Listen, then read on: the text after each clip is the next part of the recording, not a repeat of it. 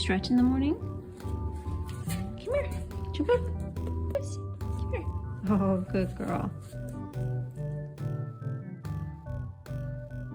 Okay, so the verdict is in, and I'm sure you can guess by my smile of how it went.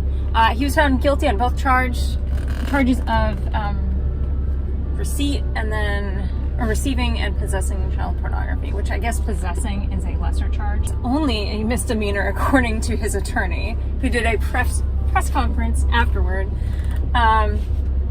So yeah, I mean, this is just, I went live on my channel, but right after the verdict. The verdict came in at 11:18 EST, Eastern Standard Time. What am I doing? There's construction on my road. I can't go the proper way. I have to go run some errands at Home Depot and return some stuff.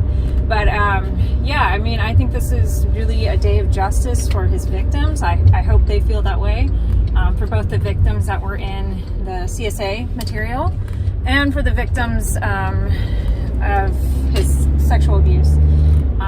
I really hope they feel justice right now, and I hope they get therapy that they really need. We know one of his victims is currently getting therapy, his sister Jill, so that's good. But yeah, I mean, I'm sure it's a complicated situation and complicated feelings for his sisters because, or for his two victims that were his sisters, because they, you know, it's their brother. I'm sure they love him too, and you know, but it's also like, you know, I'm sure they're disgusted by what he did and feel, you know, maybe they feel angry. I don't know. You know, we don't speak for them, so we'll see what happens in the next few years with his victims. But yeah, he was handcuffed and led away after they read the guilty verdict, and he was led away by the U.S. Marshals, and then they were posting pictures on thesun.com, which is it's a tabloid, but they had a reporter there who's actually quite accurate, surprisingly. And they posted pictures of him being placed in an SUV and led away. So they said, the judge said, due to the nature of the crimes, that even though he wasn't a flight risk, that he was going to be detained for the time being until his sentencing, which is supposed to be in 4 months. His wife, Anna, was reported to be stoic after the guilty verdict was read. As Josh was led away, handcuffed and led away, he looked toward his family. He had tears in his eyes, and he told his wife that he loved her.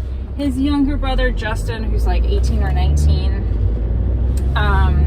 cried, supposedly, when the verdict was read. And then the whole family left the courthouse and got into cars. And then Jim Bob, his dad, hugged his wife, Anna, Josh's wife, Anna. And then it didn't look like Jill was there, but her husband, Derek, was there, and he said he was going to go home and tell her. You know, it really feels like a day of justice, not just for his victims, but for, you know, a sense of justice for anyone who has been abused in faith communities, who's had their abuse covered up and ignored, or they've been gaslit by elders in the community. Looking at you, Pastor Ed Lehman of the North American Baptist Conference, who's covered up several sexual abuse cases and domestic violence and all that, and I am making a video about him hopefully in January, along with the pedophile youth pastor in our church that sexually abused children in the church. He was caught and charged, and he's now a registered sex offender. He spent a year and a half in jail or prison. I can't remember which one it was, but I've been pulling up these legal records for him, and just, yeah. So that should be an interesting video. But it seems that sexual abuse, holy crap, that's a lot of candy canes. These people have both driveways lined with candy canes. Goals, Christmas goals. But it seems like the sexual abuse happens in a lot of isolated communities from what I've studied, because I've written a couple papers in college on sexual abuse and just the vulnerabilities and stuff. And from what I've experienced in my life, or what I've observed with sexual abuse, you know, they really try to isolate the victims and stuff like that. So, where am I going? It's not right. So I don't know if the victims, so some of the victims of our youth pastor, it was not the youth pastor that was there from 2002 to 2006. The youth pastor that was there from 2006 to 2010. His name is Boyce McElveen. His name is Randall. Boyce McElveen is his full name, but he went by Boyce. And his wife was also one of his victims, and then she also lured victims, homeschool girls, to have sleepovers at the house and at their house and stuff like that. So she was kind of a Ghislaine, I cannot pronounce her name, Epstein's assistant, Ghislaine Maxwell. She was kind of one of those. She had both been a victim at some point. Like, oh, I'm a woman, you can trust me. Here, girls, come on in. And I think in some form, I believe that that's even worse than the predator. I mean, it's because you're betraying your own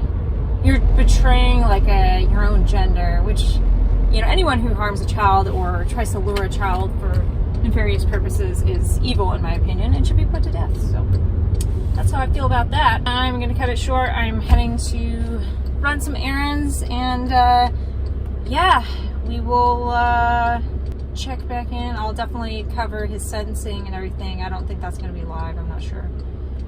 His trial was not live, but I was surprised at how short the trial was. It was a little bit over a week long. I think it was 9 days, something like that. So it wasn't that long.